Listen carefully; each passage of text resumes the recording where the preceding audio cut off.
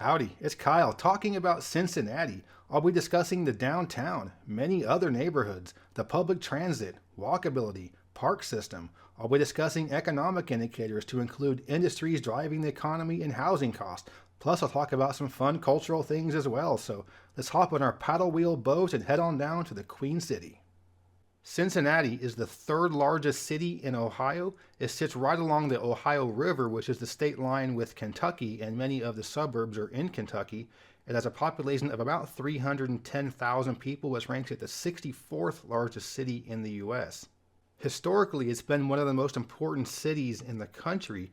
It was the sixth largest city in the U.S. in the 1840s and 1850s. It was a top 10 city until 1900, but it dropped out of the top 25 by 1970. It lost population in every census between 1960 and 2010. There was some growth in the 2010s, and at the 2020 census, the population was 309,000, and now it's about 310,000, so a very slight growth since the census, but many cities in the U.S. have lost population since the pandemic, so for Cincinnati to have even slight growth is still some growth. It's located within Hamilton County, which has about 830,000 people. That's the third most populous county in the state. The metropolitan area has just under 2.3 million people, which ranks it 30th in the U.S. and slightly above both Cleveland and Columbus. Of that 2.3 million, about 450,000 are in the northern Kentucky suburbs and about 50,000 in a couple of mostly rural counties in the southeastern corner of Indiana. But as you look at the greater region, you can see that Cincinnati is the center of a large urban cluster. About 45 minutes up the road is Dayton, and that metro area has about 1 million people, and there really isn't much break at all between the northern Cincinnati suburbs and the southern Dayton suburbs. And then you have Columbus just east of there. Not very far away to the west is Indianapolis, and to the southwest is Louisville. I wouldn't quite call this region a megalopolis, but there are about 11 million people that live in the area displayed on this map. The downtown or central business district is located right along the Ohio River and is roughly in the middle of the city east-west. Right along the river itself is a spot called the Banks and Smale Riverfront Park. The Banks is a development that's currently being worked on and upgraded, but it's flanked on each side by the two major sports stadiums, the baseball stadium for the Reds and the football stadium for the Bengals. The Smale Riverfront Park has about 3 miles of a sidewalk trail. There are fountains and kids' playgrounds. And from Smale Riverfront Park, you can go on the Purple People Bridge, which is a pedestrian-only bridge across the Ohio River to Newport, Kentucky. This is a privately owned bridge that's painted purple, and it's normally just a bridge you can use as a pedestrian path to get from one side of the river to the other, but you can also rent it out for private events. So I would say this is a very nice riverfront park, although I think there are concerns about some of the final developments in this Banks project, because I think the demand for luxury housing and condos has gone down since the project was approved. In the heart of downtown is Fountain Square, which is an open square with a fountain. In the general vicinity, you have restaurants, shops, hotel district. There's an outdoor ice rink during the winter. There are outdoor events and concerts, and overall, it's just kind of the heart of the CBD. Just east of downtown is Mount Adams, which is a very nice area on one of the big hills in the city. It's home to Eden Park, which is about 186 acres, and also there are a botanical garden, a conservatory, and the art museum. And this is a really nice art museum. It's large with a huge collection, and it's free admission. But being one of the higher parts of the city, you can see nice views of downtown and the river. And in general, it's just a nice part of the city. Just north of the CBD is the Over-the-Rhine neighborhood, often abbreviated OTR. The Over-the-Rhine neighborhood is named that because many of the first people to move there were German immigrants, and the Rhine River is one of the major rivers in Germany. This is one of the older parts of the city with a lot of nice architecture just post-Civil War, late 19th century. But by the end of the 20th century and up into the early 2000s, it was one of the worst urban slums in the entire country. It was notorious for high poverty, high crime, and a high number of abandoned buildings. But as is often the case with historic neighborhoods very close to downtown that were very blighted, it's also been recently gentrified. And this is arguably the most interesting neighborhood to walk around in the city because of the variety of things you'll see in a small area. In this neighborhood is the historic Findlay Market, which is the largest public market in the city. There's a center building where many of the foods and wares are being sold, but there's also an outdoor area that's pedestrian only and shops lining that street. So it reminded me a lot like the market in Charleston, South Carolina, where there's a building in the middle, but then there's certain side streets that go alongside of the market. And this is a nice area, some really nice architecture, and this is where I set up my camera to do the quiz on the streets for Cincinnati. Also in the Over-the-Rhine neighborhood is Washington Park, which is a large open green space. It's about 8 acres. It's home to many concerts and outdoor events. And that big, beautiful building is the Cincinnati Music Hall. So there has been a lot of gentrification in this neighborhood, but again, this was one of the worst slums in the country, so not all of it has been gentrified, and there are some areas of Over-the-Rhine neighborhood that are pretty rough. Just east of the Over-the-Rhine neighborhood is another one of the hills, Mount Auburn. There's an historic district in this neighborhood, including the President William Taft National Historic Site. He was from Cincinnati. North of Over-the-Rhine and Mount Auburn are the neighborhoods around the University of Cincinnati campus. The university itself is a major research university, and there are many students and many of them live right around it. Just east of campus is a neighborhood called Corryville. This is very student-oriented with many apartments and businesses geared towards students. The main strip through this neighborhood is called the Short Vine. There are many cafes and bars and music venues here, again mainly geared towards students. Also in this neighborhood is the area nicknamed Pill Hill. This is the medical district. It's home to the University of Cincinnati Medical School, the Children's Hospital, and other medical facilities. So this is a cool student area, but it wasn't always like that. It was gentrified largely in the early 2000s. Before that, it was a little bit rough around the edges. Just north of the university area and Corryville is another cool neighborhood called Clifton, which is right in the middle of the city. In Clifton, you have the Gaslight District and Ludlow Avenue. This is where you have a lot of independent shops, restaurants, and bars. North of Clifton is another neighborhood that's undergoing some gentrification, simply referred to as the North Side. So this is another spot where you might find some hip and cool local restaurants and shops. This is also where you have a little bit of a gayborhood. And kind of like Corryville, about 25 years ago, this neighborhood was a little rough around the edges, but it's undergone some gentrification and it's still going on in the north side. And this central part of the city that includes the north side, Clifton, and the university area really separates the city from the west side to the east side. In general, the west side, or especially the west central part of the city, is the lowest income area with the highest crime. You have neighborhoods such as South Cumminsville, East Westwood, Fairmount, and Millville. This is where you had many of the public housing projects. With many parts of town undergoing gentrification, I don't think there's much gentrification going on in this part of the city. It's still pretty rough, high poverty, high crime, a lot of abandoned buildings. And overall, Cincinnati does have a fairly high crime rate, and the west central part of the city is where you have the highest crime rates, but the north central area can also be a little rough too. However, the southern parts of the west side, the Price Hill area, you are starting to see some gentrification there. People want to be on the hills near the river, near downtown. And as is often the case, the other side of town from the poorest slums is where you have the wealthiest people. In Cincinnati, in general, the east and southeast part of the city are the wealthiest. Neighborhoods such as East Walnut Hills and Mount Lookout, as the names imply, are a little higher elevation, and as often the case, people want to be higher up so they can have nice views of things, and these are often places where you have the highest real estate values, and that is the case in Cincinnati as well. And it stays pretty nice as you go southeast along the Ohio River through the city, and the southernmost neighborhood in Cincinnati is called California. I can't go over all of the neighborhoods in the city, but those are some of the main ones I wanted to discuss. But now I want to talk about some of the parks and green space in the city.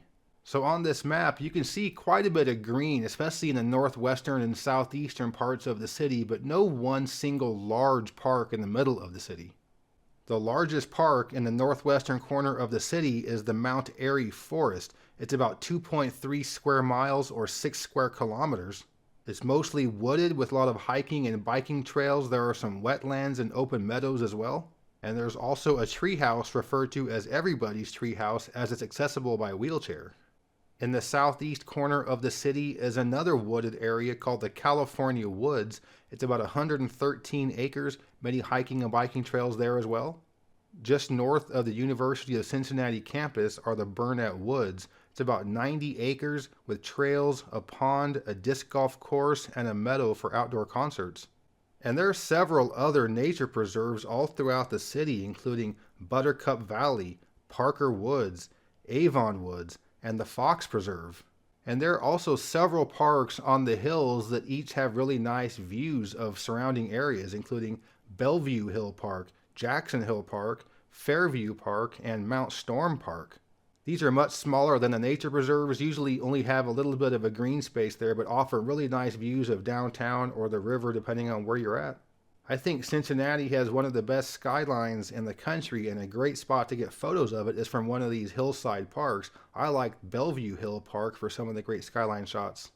Those smaller nature preserves are between 60 and 90 acres, and these smaller hillside parks are much smaller than that, but they're well spaced throughout the city, so no matter where you are, you're within walking distance of one of these nature reserves or hillside parks. So I've talked about some of the neighborhoods and parks. Now I want to discuss how you might get around the city. I want to take a look at the walk score here. They have it at 49, with the average walk score being 48, so they have it just slightly above average. And I have to disagree with that a little bit because I've walked around just about every big city in the U.S. multiple times, and I would have to say that Cincinnati is one of the better cities in the country for walking, so well above average. It's compact, it's easy to navigate, and you're never that far from the nearest corner store or grocery store or some lower order good in the city. And like I had mentioned before, there are a large number of these smaller parks throughout the city, so you're always within walking distance of one of them. But I think the biggest difficulty for walking might be that terrain. Throughout the city, you have what are called the Steps of Cincinnati. It's about 400 public sidewalks that are so steep that they have to be stairways. And this is pretty similar to what they have in Pittsburgh on its hillside, so I do think Cincinnati is a great city for walking, but it can be a bit of a workout at times. But if you're elderly or disabled or carrying groceries, you don't want to be going up those hills, what's the public transit like? In terms of overall public transit, WalkScore has it ranked 24th or 18th if you don't count the suburbs of larger metro areas. So that's pretty good, but the ranking is based almost entirely on its bus network. There is no light rail network in the Cincy metro area. They've tried on multiple occasions, but the voters always vote it down. So I think as a result, there kind of has to be a robust bus network, and there is. In the downtown area, you do have a streetcar called the Connector. It's currently just a small downtown loop, but they've been trying to extend it for a while to the University of Cincinnati campus and some other destinations as well. And it hasn't been around very long, but it has been a success. Ridership has gone up continuously. So you can see here on this chart just how much ridership has gone up. Of course, it dropped a lot in 2020, but overall it's been going up.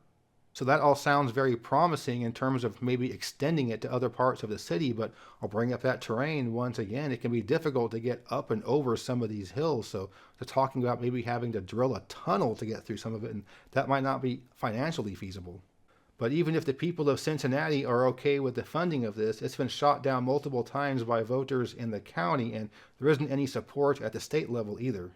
So Cincinnati's kind of in the same boat as Indianapolis, where they would like to have some light rail, some improved transit in the city, but the voters in the suburbs and the state are always against it. But Cincinnati does have some very interesting transit history.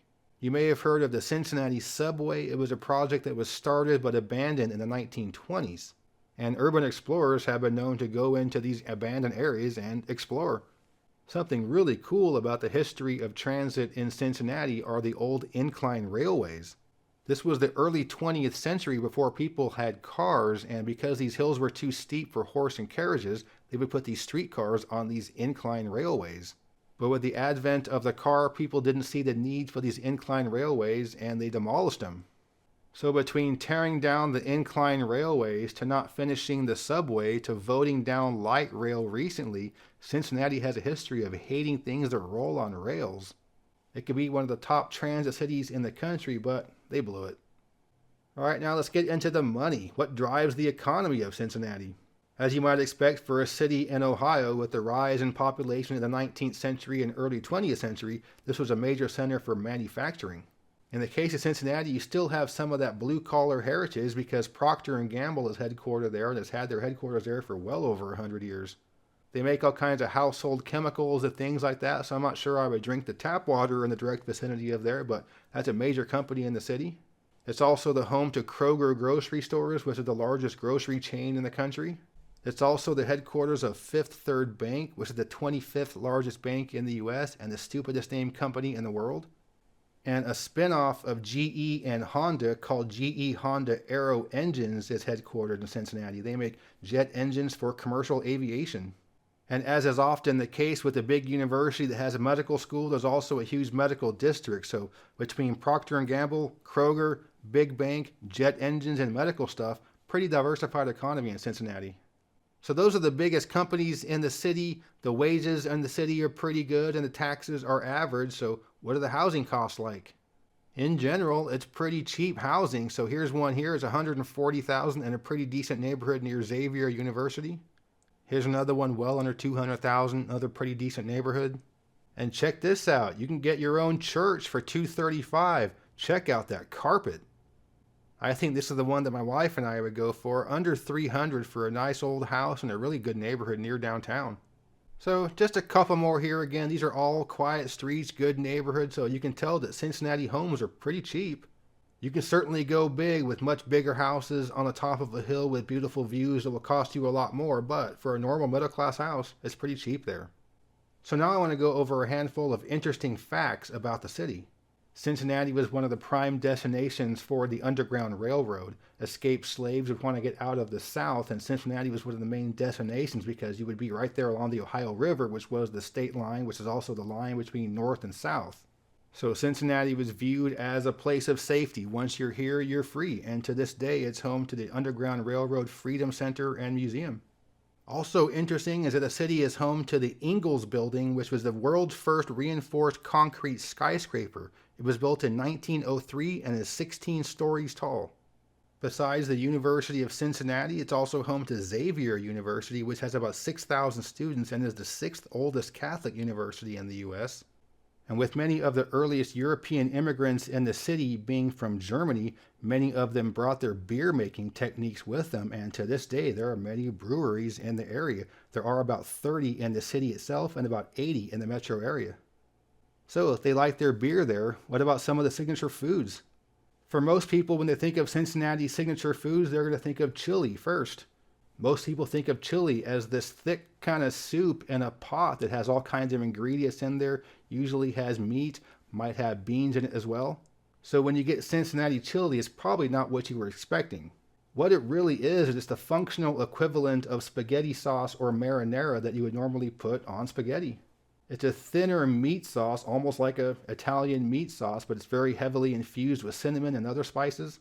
But whether dumped on spaghetti, hot dogs, or baked potatoes, I really like Cincinnati chili. The other main signature food for the city is called geta, and this is a sausage made with beef and pork, but also steel-cut oats. It's cooked up and formed into a loaf and usually sliced to make into sandwiches. It's pretty similar to scrapple that you might find in western Pennsylvania. It looks pretty gross, but it tastes pretty good. So overall, I would have to say I really like Cincinnati. It's one of my favorite cities in the country. It's very comparable to Pittsburgh in many ways. It's very compact and hilly. It's great for walking, good public transit. Just you don't have to go very far to get to the next kind of cool neighborhood with other local kind of restaurants and shops. So I always prefer big cities that are almost like a collection of smaller neighborhoods that make up one big city, and Cincinnati is one of those. So that was my overview of Cincinnati. If you enjoyed this video, please give me a thumbs up to let me know you approve, and subscribe to this channel if you're interested in learning more about geography from a nerd. I have other videos about city profiles. You can check out a playlist of this on my channel homepage. But yeah, thanks for watching. Geography King, signing out. I'd like to give a special thanks to my superior patrons for their support. If you're interested in supporting the channel, you can check out my Patreon page. The link is in the description. As always, thank you very much.